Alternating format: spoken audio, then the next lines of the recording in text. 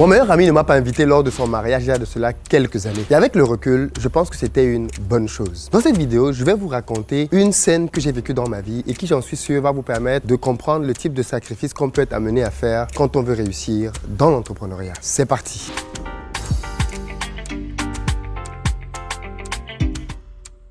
Salut à toi, bienvenue sur ma chaîne, moi c'est Philippe Simo et ici je te parle de business parce que c'est avec ça qu'on va développer notre continent. Donc si tu veux améliorer tes finances, tu es au bon endroit.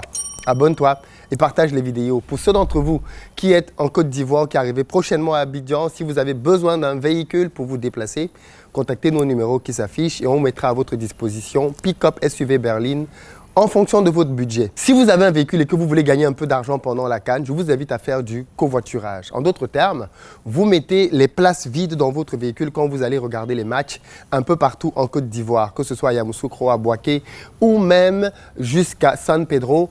On peut vous aider à gagner un peu d'argent. Et de l'autre côté, si vous voulez aller au stade voir les matchs et que vous n'avez pas de moyens de déplacement, contactez-nous. On vous mettra en relation avec des propriétaires de véhicules afin que vous puissiez payer les places disponibles dans chaque véhicule. C'est la CAN et croyez-moi, ça va être très difficile de trouver des moyens de transport pour aller voir les matchs au dernier moment. En Côte d'Ivoire, il faut planifier. Et si vous ne planifiez pas, vous risquez d'être extrêmement déçus parce que les places partent très vite. Alors aujourd'hui, je vais vous raconter un épisode que j'ai vécu il y a de cela quelques années avec un très bon ami à moi. Je ne donnerai pas son nom ici, mais je pense qu'il se reconnaîtra. C'est quelqu'un avec qui on était très proches, vraiment. Et je me suis rendu compte avec le recul qu'on avait quand même deux passions qui nous liaient. On aimait beaucoup parler de théologie et on aimait beaucoup le cinéma. Donc, on allait très souvent au cinéma ensemble. On avait une particularité tous les deux, c'est que ça ne nous dérangeait pas du tout d'aller au cinéma tout seul. Moi, je suis le genre de gars qui j'aime tellement les films que je peux y aller tout seul. D'ailleurs, à l'époque, j'avais un abonnement UGC individuel, annuel. Donc, je payais pour aller voir des films en illimité. Et ensuite, j'ai pris un abonnement couple avec mon épouse qui finalement n'allait pas trop au cinéma. Donc je me retrouvais à aller au cinéma seul pour pouvoir voir des films jusqu'à ce que je me rende compte que cet ami-là avait la même passion que moi pour le cinéma. Et donc on se retrouvait à aller, lui célibataire, moi marié, constamment au cinéma. Et après le cinéma, on allait manger dans des restaurants, on discutait. Et donc de là s'est liée une véritable amitié que l'on a nouée pendant un certain nombre d'années. Mais il se trouve que ma passion pour l'entrepreneuriat et pour l'Afrique a commencé à prendre de plus en plus de proportions. Et j'ai commencé à me retrouver donc à faire de plus en plus de business et à m'y consacrer davantage. L'impact que ça a eu, c'est que j'étais malheureusement de moins en moins disponible. Je n'ai pas fait d'effort pour ne plus le rencontrer. Je n'ai pas décidé un jour de me dire je ne vais plus du tout aller à ses sollicitations ou alors je n'irai plus au cinéma. Pas du tout.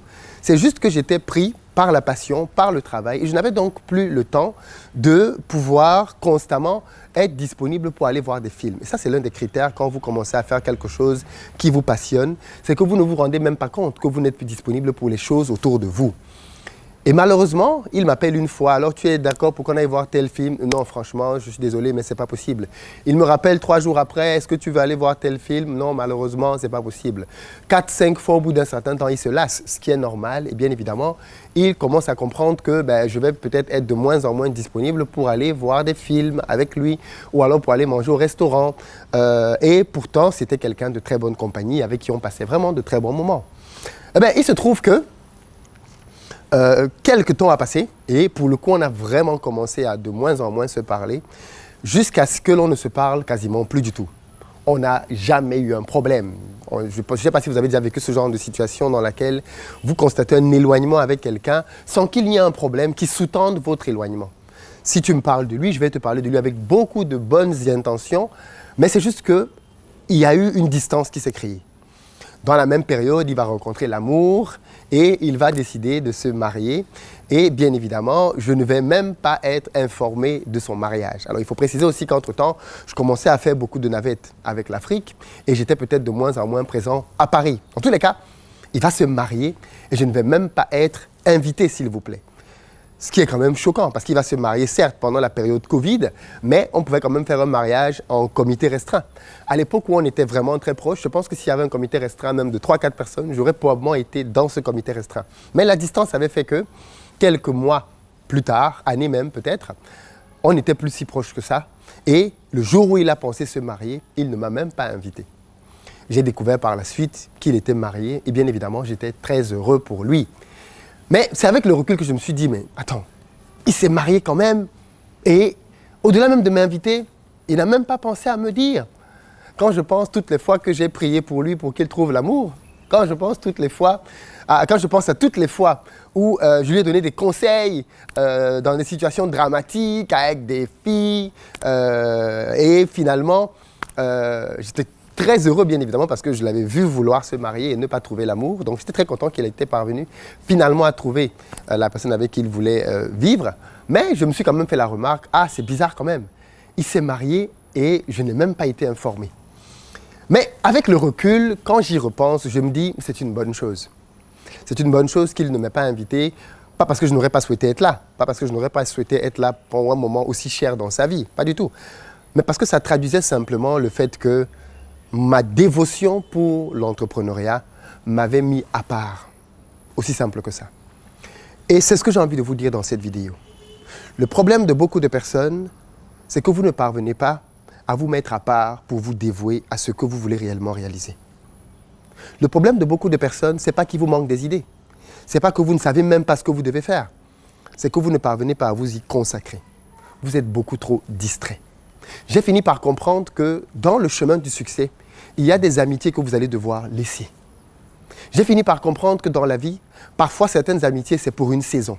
Il n'est pas dit que parce que vous aviez été très amis à une période de votre vie, que vous serez très amis tout au long de votre vie jusqu'à ce que la mort ne vous sépare. Pas du tout. Vous pouvez être très amis avec quelqu'un pendant une phase de votre vie. Et puis, les circonstances de la vie font que vous voyagez, vous vous mariez, vous avez une famille et un éloignement peut se créer. Même si, bien évidemment, en tant qu'amis, il nous revient aussi de décider si on veut maintenir ou pas une relation. Mais il me semble que beaucoup de personnes ne se dévouent pas à la réussite. Beaucoup de personnes sont beaucoup trop distraites. Et j'ai fini par comprendre que les gens qui étaient très distraits, les gens qui acceptaient que tout et n'importe quoi entre dans leur vie, étaient les gens qui au final avaient le moins de résultats. Parce qu'en fait, il n'y a que quelqu'un qui n'a pas un objectif précis dans sa vie, qui peut être capable d'être ouvert à tout. C'est parce que vous n'avez pas d'objectif précis dans votre vie que vous poursuivez, que vous acceptez des choses même parfois qui sont contradictoires. Vous acceptez aujourd'hui d'aller à gauche et demain vous acceptez d'aller à droite parce que vous n'avez jamais décidé que vous irez tout droit. Et c'est peut-être ça le problème que toi qui regardes cette vidéo en ce moment, tu as. C'est que tu ne sais pas encore réellement comment te dédier à ton projet. Comment faire que ce projet-là prenne vie et forme en toi de telle sorte que toute autre chose autour de toi devienne une simple distraction. Et je vais te donner une définition de la distraction, je dis que tu n'as peut-être jamais entendu. La distraction, ce n'est pas le fait d'aller au cinéma, ou alors d'aller au restaurant, ou alors d'aller à la plage. Pas du tout. La distraction, c'est simplement toute activité qui t'éloigne de ton focus. Et à partir de ce moment, beaucoup de choses peuvent devenir une distraction. En réalité, une distraction, ça peut être un coup de fil que tu vois et que tu ne devrais pas prendre. Une distraction, ça peut être un coup de fil que tu passes. Mais je vais même aller plus loin. Une distraction, ça peut être un coup de fil que tu passes même à un proche, même à ta mère. Parce qu'en fait, au moment où tu es en train de passer ce coup de fil, c'est un moyen pour toi d'échapper à un travail que tu aurais dû faire en profondeur. Tu vois ce que je veux dire? En réalité, la distraction devient donc potentiellement tout qui pourrait juste te défocaliser de ce que tu as réellement envie de faire. Et quand j'ai compris ça, j'ai compris que le problème de beaucoup de personnes, c'était le focus. Le problème de beaucoup de personnes, ce n'est pas qu'ils ne travaillent pas, ce n'est pas qu'ils n'ont pas de projet, ce n'est pas qu'ils n'ont pas d'idée, c'est qu'ils sont trop distraits. Beaucoup trop de choses viennent bouffer de leur énergie. Et vous devez savoir que les personnes qui réussissent en réalité, ce sont des personnes qui savent qu'il y a certaines choses, qu'il y a certains lieux, qu'il y a certains événements et qu'il y a certaines personnes qui ne méritent pas leur attention, au moins à une certaine période de leur vie. Si vous voulez réussir dans la vie, vous devez être focus. Et en étant focus, vous devez accepter que le niveau d'énergie et d'engagement que vous allez mettre dans votre projet ne vous permet pas de continuer de marcher avec telle personne, ne vous permet pas de continuer d'aller à tel endroit, ne vous permet pas de continuer de côtoyer, de fréquenter ou de dépenser votre argent de telle manière. Globalement, le succès va vous demander donc d'apprendre à être focus. Malheureusement, de nos jours, les réseaux sociaux font partie des éléments qui distraient énormément. Mais il n'y a pas que ça. Quand vous regardez cette vidéo, je veux croire que cette chaîne vous aide à progresser et à atteindre vos objectifs. Donc, c'est une bonne chose de rester abonné ici. Mais les vidéos que vous avez regardées avant, celles que vous allez regarder après, l'un des pires ennemis des personnes distraites, c'est le scrolling. l'art de scroller, de zapper des vidéos et de tomber donc sur du contenu que vous n'aviez pas programmé et qui va bouffer votre énergie, votre concentration, ou plutôt vous amener dans la déconcentration. Et vous allez passer là 1 minute, après 1 heure, après 2 heures, à rigoler à gauche, à droite, mais à ne plus être focus sur ce que vous voulez réaliser. Combien de journées ont été gâchées ainsi?